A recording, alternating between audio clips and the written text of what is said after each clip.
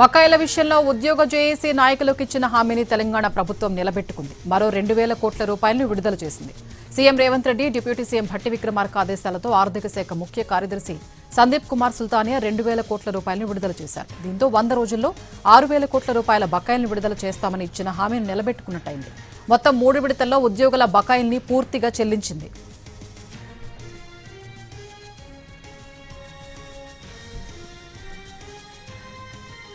బకాయిల విషయంలో ఉద్యోగ జేఏసీ నాయకులకు ఇచ్చిన హామీని తెలంగాణ ప్రభుత్వం నిలబెట్టుకుంది. మరో 2,000 కోట్ల రూపాయలను విడుదల చేసింది.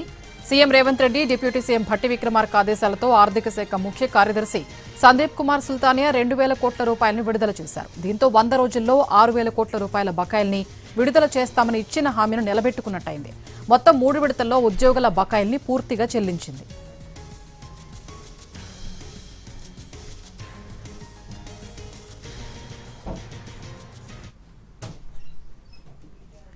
తెలుగు రాష్ట్రాల నీట్ చరిత్రలో కొత్త అధ్యాయానికి నాంది ఎస్ఆర్. ఇది ప్రతి తెలుగు విద్యార్థి విజయం. మన తెలుగు విద్యార్థి తెలుగు గడ్డపై నుంచి ఎగురవేసిన విజయకేతనం. ఆల్ ఇండియా జనరల్ కేటగిరీలో 9వ ర్యాంక్, 720కి 705 మార్కులు. తెలుగు రాష్ట్రాల్లో ఏ ఒక్క విద్యా సంస్థకి 720కి 705 మార్కులు రాలేదు, ఒక్క ఎస్ఆర్ కి తప్ప.